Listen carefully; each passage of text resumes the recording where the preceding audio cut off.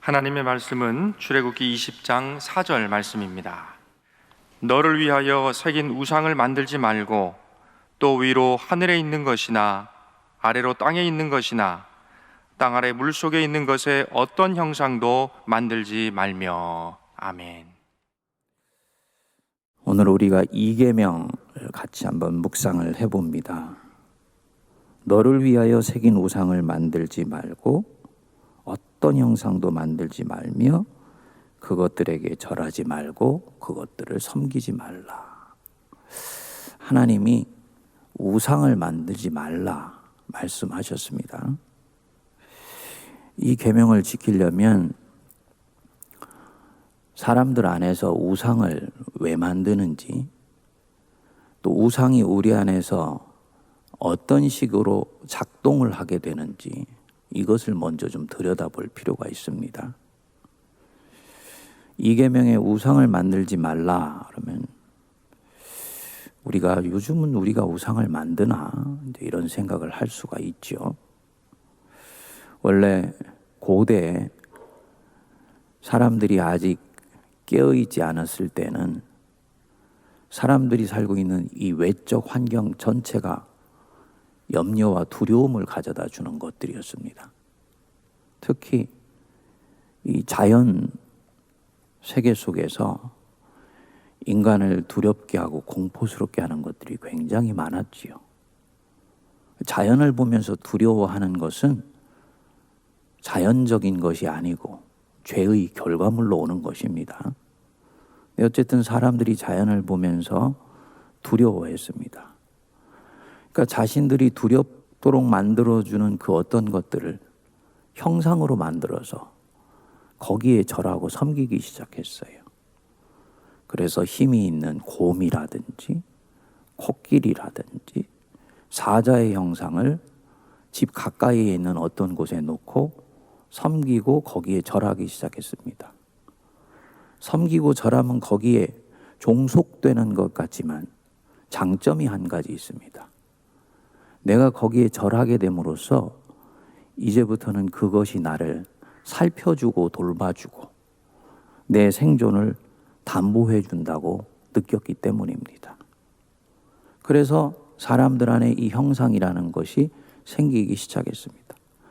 그래서 인도에 가면은 코끼리 신을 만들고 이집트에 가면 피라미드 주변에 온갖 종류의 다양한 매, 독수리, 사자, 이 짐승의 형상들을 만들어서 거기에 절하고 제의를 지냈습니다. 그런데 사람들이 이제 자연이라는 것이 어떤 법칙에 의해서 움직이고 있는 특정한 현상이라는 것을 알게 되었지요. 과학의 힘을 깨치게 되면서 자연이 가지고 있는 이 신비화된 속성에 대해서 조금씩 이해하기 시작했던 것입니다. 그러면서 결국은 이 자연을 막연히 무서워하고 두려워하는 데서 벗어나기 시작했어요. 과학의 힘에 의해서 자연을 서서히 조절할 뿐만 아니라 통제하는 데까지 이르게 되었습니다.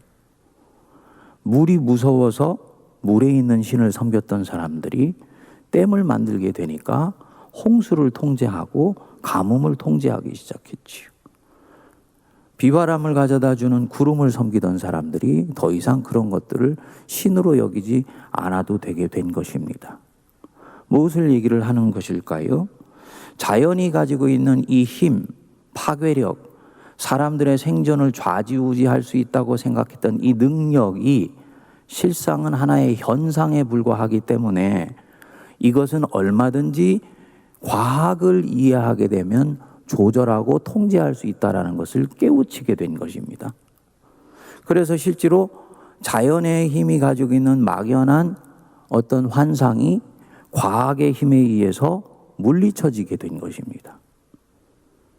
그럼 여기서 우상이 없어지고 우상의 힘이 없어지게 된 것이냐? 아니죠. 자연이 가지고 있는 힘을 조절하고 통제하게 될 수 있는 새로운 힘이 어디서 나왔냐면 과학을 이해하면서 나오게 된 거예요. 그러니까 근대인들 이후에게 있어서는 이 과학이 우리도 모르게 신의 자리를 차지하게 된 거지요. 그래서 과학이라는 우상이 나오게 된 것입니다.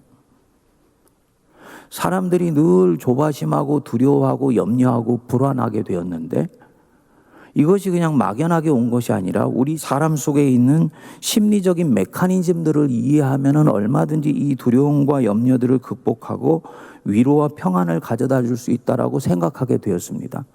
그래서 심리학이라는 것들이 18세기 이후에 급격하게 발전하기 시작을 했지요.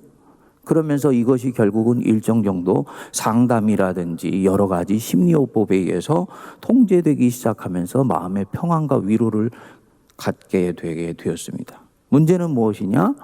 바로 이 자리를 자아라는 것이 차지하게 되면서 자아가 또다시 신이 되게 된 것입니다.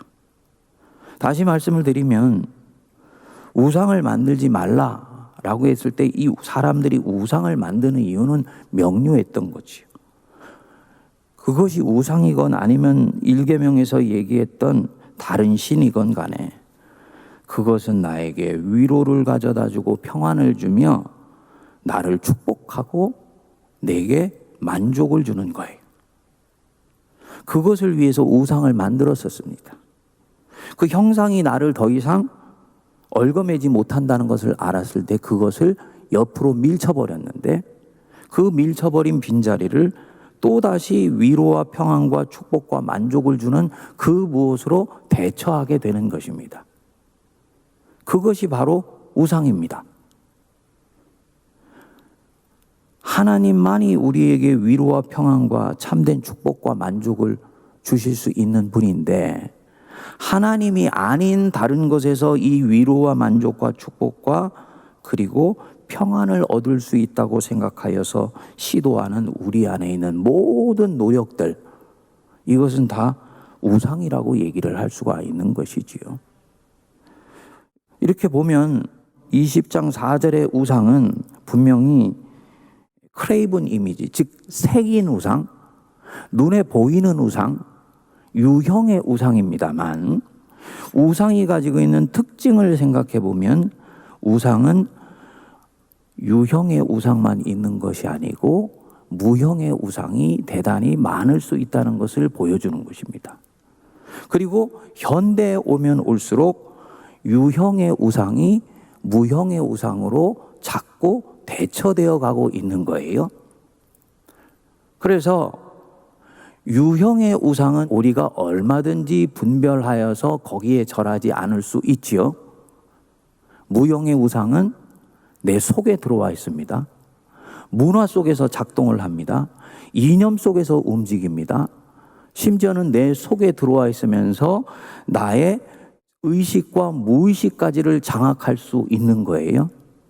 이미 내 무의식까지 들어오고 의식 세계를 장악하게 됐을 때는 그것은 더 이상 내게 보이지 않는 실체이기 때문에 유형의 우상보다 훨씬 무섭고 강력하며 나를 장악하는 힘이 강하다라는 것을 염두에 둬야 됩니다. 보이지 않기 때문이에요.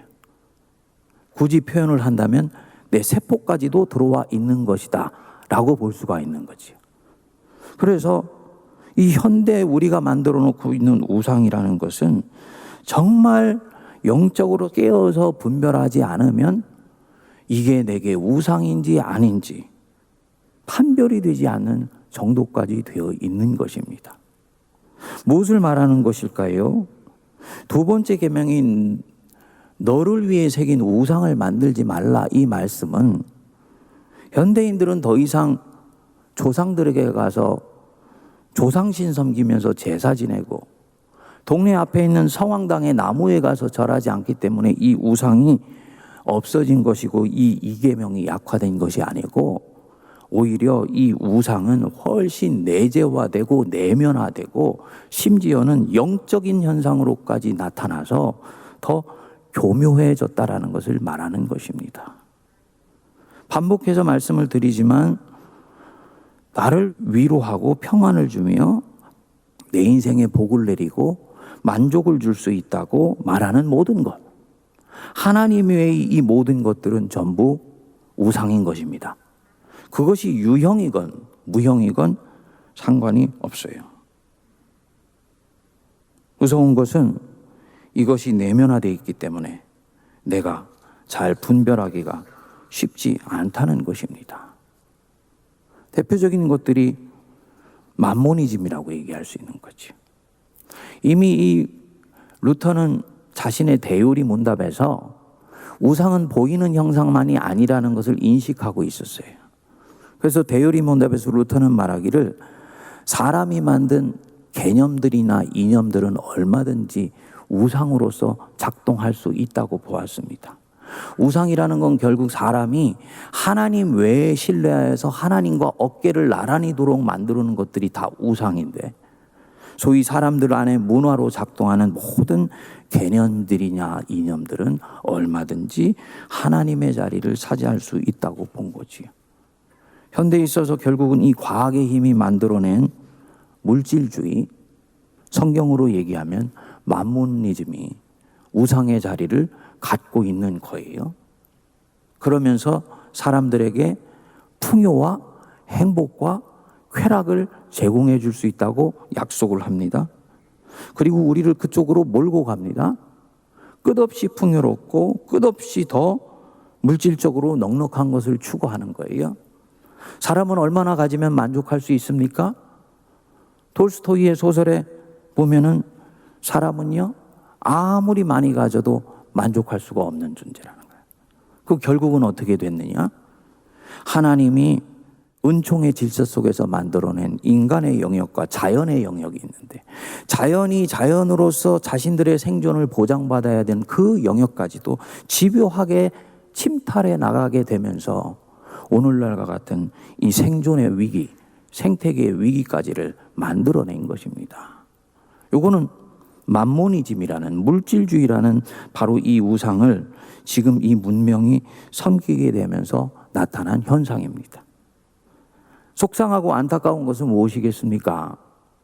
교회가 이 부분에 있어 깨어 있으면서 바르게 가르쳐주고 바르게 성경적인 신학으로 때때로는 문명이 잘 꼽히도록 격려를 해주며 때때로는 그 문명에 대해서 예언자적으로 건강하게 비판을 해줄 수 있어야 되는데, 교회가 오히려 이 부분들에 부안해동하여서 세상의 문명이 가는 대로 따라가게 되는 거예요. 결국은 우상을 만들지 말라 그랬는데 사람들 안에 만들어 놓은 이 개념들이나 이념들이나 쾌락이나 풍요를 제공해 줄 수 있다고 약속하는 그 어떤 거를 일방적으로 그저 뒤쫓아가게 되면서 우리도 모르게 이 이계명을 어기게 되는 일이 생기게 되는 것입니다. 문명이나 이 문화 속에서만 이런 일들이 일어나는 것이 아니에요. 우리가 우상에게 절하지 않는다고 하지만 우리 안에 우리도 모르게 형상을 만드는 부분들이 굉장히 많이 있습니다. 교회 안에 십자가를 걸어놨지요. 우리 교단은 십자가를 교회 안에 걸어요. 합동교단은 안 겁니다. 이유가 뭐냐면 합동교단은 그것이 우상이라고 사람들에게 인식될 수 있다는 거예요. 십자가는 우상이 될 수도 있고 우상이 되지 않을 수도 있습니다.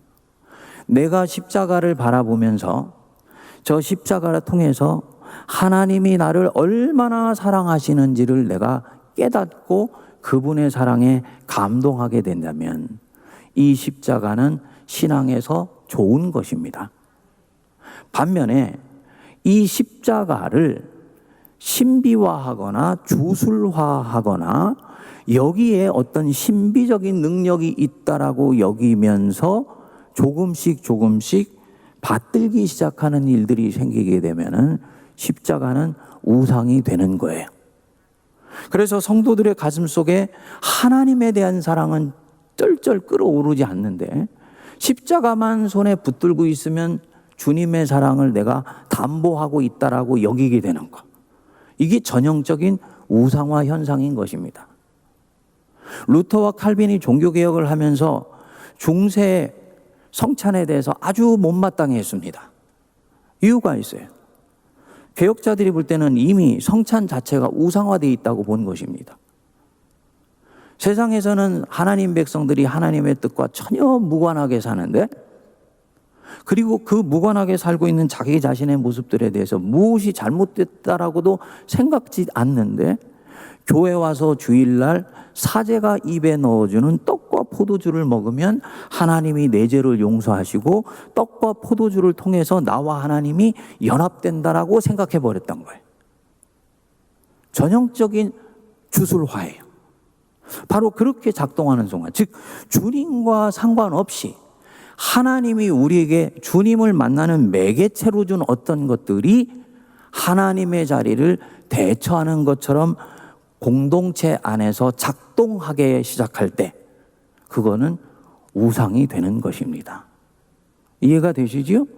이런 식으로 우리 안에 움직이는 부분들은 굉장히 많을 수 있습니다. 이미 성경에서도 이런 부분들이 나와요. 사무엘상 4장에 보면 블레셋이 쳐들어오게 되는 거예요. 하나님은 이 전쟁을 허락하지 않았습니다. 그런데 이스라엘은 쳐들어오는 적군들을 막아야 된다고 생각하면서 전쟁에 나가요. 전쟁에 나가면 항상 법궤를 앞장 세우게 돼 있거든요. 법궤를 앞장 세워서 나가는 거예요. 그리고 이스라엘은 이 부분에 있어서 이 전쟁에 승리할 수 있다라고 생각을 했지요. 왜냐하면 하나님의 법궤를 앞장서서 나가고 있으니까. 어떻게 됐습니까? 블레셋과의 전쟁에서 졌을 뿐만 아니고 법궤를, 하나님의 언약궤를 결국 빼앗겨 버리게 됩니다. 하나님이 소위 블레셋에 의해서 능욕을 당하게 된 거지요. 아마도 이스라엘은 깜짝 놀랐을 것입니다. 아니, 하나님의 법궤를 앞장 세워서 갔는데 전쟁에서 졌다? 그것도 법궤를 빼앗겼다? 하나님의 능력은 어디에 가신 것이지? 라고 생각을 한 거지. 무슨 생각이 움직이고 있는 것입니까? 내가 특정한 종교적인 형상을 가지고 있는 어떤 것들을 손에 움켜쥐고 있으면 하나님의 힘을 움직이고 조종할 수 있다라고 생각했던 것입니다. 여러분, 하나님은 그렇게 움직이시는 분이 아니십니다. 법궤 안에 능력을 부여해 주시는 것도 하나님이시고, 오히려 그 법궤가 하나님과 자기 백성과의 관계를 가리우면서 우상 때문에 하나님을 만홀히 여기며 하나님을 신실하게 만나려고 하지도 않는다 생각했을 때, 하나님 오실 때 그 법궤는요, 껍데기에 불과한 것이 되는 것입니다. 이런 식으로 해서 우리 안에서 또 하나의 우상을 만들게 되는 거지요. 그러면 우상이 왜 만들어지는지가 좀 더 명료합니다. 형상을 만들음으로써 내가 하나님을 조종할 수 있다고 보는 것입니다. 이런 면에서는 1계명과 2계명이 상당히 유사한 부분이 있는데 다른 부분이에요. 루터의 소유리 문답에서는 1계명과 2계명을 1계명으로 같이 다뤘습니다. 다른 신이나 우상이나 사람 안에서 움직이는 것은 비슷한 것 아닌가라고 본 거예요. 그런데 우리는 2계명을 따로 다루죠. 이유가 뭡니까? 우상이 가지고 있는 특성을 명료하게 이해하기 위한 것입니다. 다시 말씀드립니다. 우상이 무엇입니까? 내가 우상을 만든다는 것은 형상을 만듦으로써 내가 그것을 조정하고 움직이고 통제하며 종교적으로 내 뜻대로 할 수 있다고 생각하는 것입니다. 처음에는 절대 조정하거나 지배하려고 생각하지 않습니다. 오히려 그 형상을 통해서 하나님을 경배한다고 보았습니다. 그런데 다급해지거나 그 힘을 사용해야 된다라고 생각할 때는 인위적으로 조종하려고 하면서 결과적으로는 하나님을 피조물인 인간이 움직이려고 하는 것입니다. 두 번째로는 하나님을 이런 분이라고 잘라 보여줌으로써 하나님을 제한하는 거예요. 우리가 자연을 보게 되면 하나님을 어느 정도는 알 수 있지요. 창조주 하나님이 얼마나 아름다우신 분이라는 것을 알 수 있지요. 그래서 자연을 묵상하게 됨으로써 창조주 하나님의 아름다움과 놀라운 섭리를 우리가 더 가까이 깨달아 알 수가 있는 것입니다. 근데 거기까지예요. 그 이상으로 의미를 부여하면 아니 되는 것이죠. 하나님이 이런 분이라고 잘라서 말해버리기 때문인 것입니다. 어떤 형상을 만들었다? 하나님은 이런 모습이셔 라고 보여줌으로써 하나님에 대한 상을 제시해 주는 것입니다. 그래서 굉장히 안심하게 만들고 손에 명확하게 쥘 수 있게 해주는 힘이 있고 능력이 있어요. 우상을 만드는 이유 중에 여러 가지가 있는데 그 중에 하나는 하나님이 도대체 보이지를 않으시는 거예요. 만져지지도 않고 느껴지지도 않고 보이시지도 않고. 근데 이 하나님이 표현이 좀 그렇습니다만 초신자 때는 그런 생각이 들어요. 고약하세요. 보여지지도 않고 느껴지지도 않고 만져지지도 않는데 당신과 교제하래. 아니 가까이 있는 사람이면 서로 살도 부딪히고 대화도 하고 얼굴도 보면서 교제를 하지만 보이지도 느끼지도 만져지지도 않는 분하고 어떻게 교제를 합니까? 그러니까 이 하나님의 뜻대로 신앙생활한다는 것이요 만만한 일이 아닙니다. 그러니까 어떻게 합니까? 그 하나님의 형상을 만들어서 형상 안에 주님을 넣고 그분과 대화하고 사귀고 그분과 교제한다라고 생각하게 되려고 하는 유혹이 생기는 것입니다. 문제가 그렇게 되게 되면 주님을 제한하게 되는 거죠. 칼빈이 말했습니다. 보이는 하나님의 형상을 만드는 순간 우리는 하나님의 존귀하심을 보이는 그 형상에 축소하게 된다. 하나님의 형상을 만드는 순간 하나님의 존귀하심을 그 형상 안에 축소하게 된다. 하나님이 삼각형이라고 말하는 순간 하나님은 절대로 사각형이라고 볼 수 없게 만드는 것이죠. 하나님이 노란색이라고 말하는 순간 하나님은 빨강색, 파란색이라고 말할 수가 없게 되는 거지요. 그럼 형상을 만들지 말라라는 말씀은 무엇입니까? 나는 형상이 없다라는 말씀이기도 하고요. 나는 너희들이 지금 깨달아 알고 있지 못한 수없이 많은 생명의 이미지를 가지고 있다. 이 뜻이기도 하죠.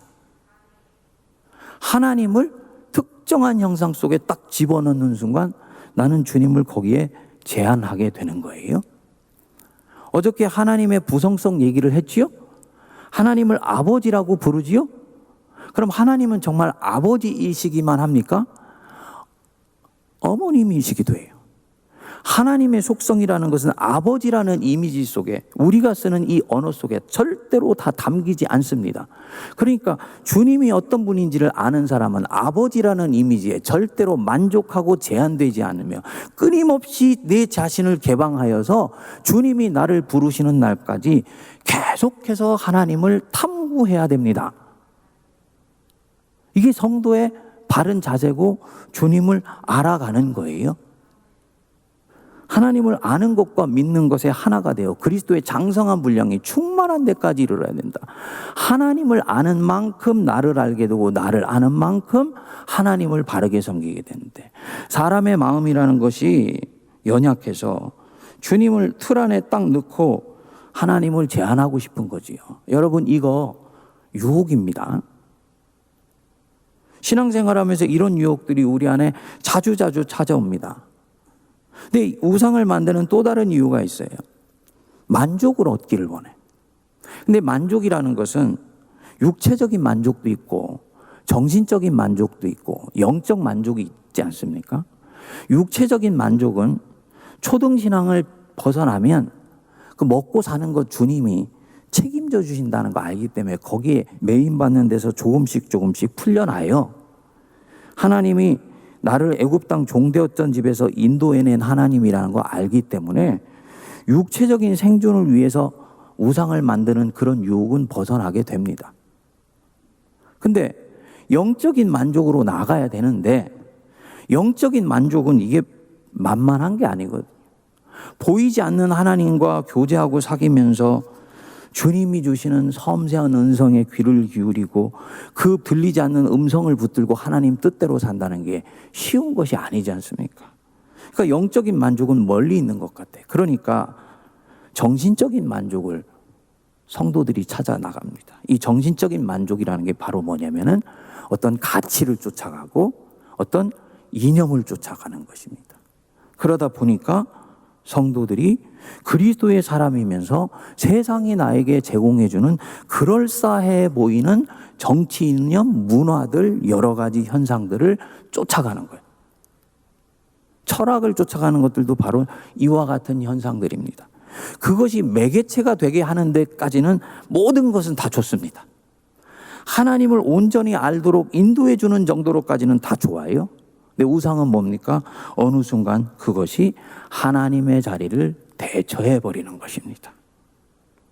우리가 아주 조심해야 되는 거죠. 그래서 하나님을 나도 모르게 이념과 동일시합니다. 하나님을 나도 모르게 교리와 동일시합니다. 웨스터민스터 신앙고백, 우리 장로교 교회의 중요한 신앙고백이고 교리예요. 하지만 하나님이 웨스터민스터 신앙고백 안에 갇혀 계신 분이 아니세요. 하나님을 가장 근사치로 보여주는 것은 무엇이냐? 2000년 기독교 전통 속에 쌓여있는 건강하고 정통적인 사도적 신앙의 고백 위에 입박해 있는 모든 신학의 유산들은 다 하나님께로 인도하는 건강한 유산이 되는 것이죠. 이것을 우리가 받아들이는 거예요.